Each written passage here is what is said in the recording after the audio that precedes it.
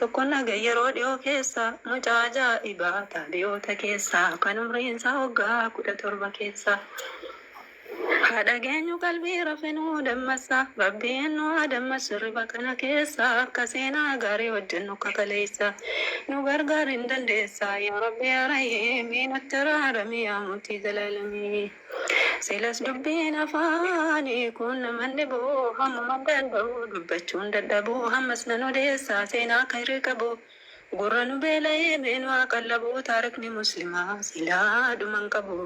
Jara mindaa gaarii rabbiin bira qabu. Jara gabaa deenii bakka hundatti dhaabu. Jara halkanii guyyaa deenii daaftaabu kanneen maalumaa jannataa quba qabu. Jara kanarraaf taabu fiilayli walayyaa miinutti araarame mootii jalaalamee. Seenaan bareedaan kun baay'ee dagatame zaban islaamummaan keessa bal'ifame ummata ilaahiin hin jannataaf qaadime maal fakkaata turan alaalamu. Imaamul Jawziitu nu katabee deeme kitaaba isaatti kasafaa kan jedhame beekame yaa jarri waa beeytan barbaadda daameme silas kitaabni kamuu jira yoom nabame waan imaamni mujaahidaa tokko hime.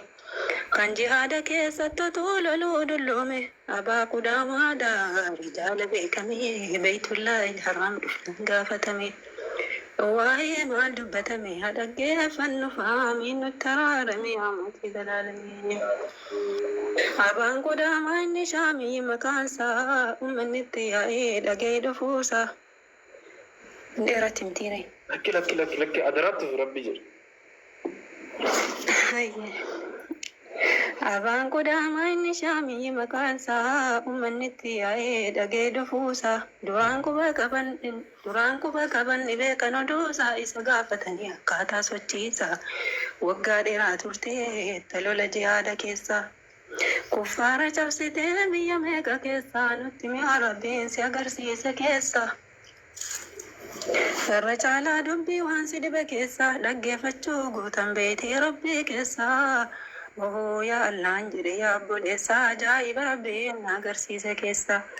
Na dhagahaa jedhe jaarsaa dargaggeessaan gaaf tokkotu lola deemnu shaamiin keessa. Laga Efraatis geenye biyya Iraaq keessa diinaan bulle magaalattii kokko keessa. Reeqaawaa jedhamti siifa mallateessa. Seenaa hundumaa keessa yaadannoo kulla yoomii nutti araarame yaa mootii jalaalamee.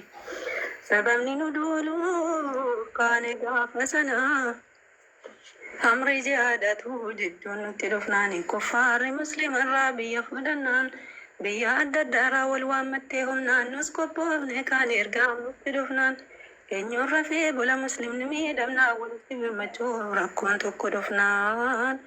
Of qopheessa jundee rabbal aalamiina qalbiin dhagaa yaa obbolaa muuminaa taabiyoota keessaa waa'een seenaa kanaa ulamaarraan dhagee yeroo dhiyoo kana ajaa'iba dubbannaan anis uummataaf himee nutti araarame yaa mootii jalaalamee jedha abbuu Qudaama dubbii isaatti fi gaabtire.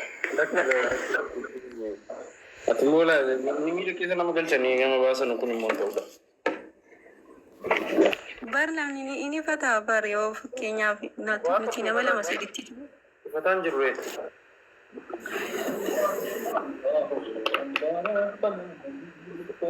Inda dhabdee ati inda dhabdee? Laa dadhabisa koorallee yoona yoo ati inda dhabnetti. Bisma galcheedha amzaan hayyee. الله يا الله الله رب العالمين نترارمي يا موتي جلالمي جدبو قدامان دبي ساتي فوفي مجاين فجرين جنيا يايدو في قرين الكليل دابت عمر في سبي سلاني كان ديم ستو في تنور مديم نحجمال لفتي في مجان توكو دودو برانو تيرو في يا أبا قداما جتاس قولو في حلالا نواما فردان نوردو في ميدو بسنان جنانا دودو بت في يون برقوتو في قولو في Uli mul'atu haguuggatee dhufe seenaa kana gabaabseen keessa gulufi ammeen himuu danda'amu manaa ife malee wanti manuu baay'ee turraa fi taarikni kun eenyuma nutti dhufe. Kanaaf ciccitee hafe seenaan gaariin akkamii nutti araarame yaa mootii jalaalamee.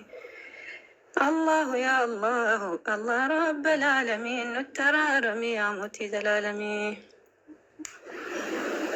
نركب دي لا إله إلا الله الله يا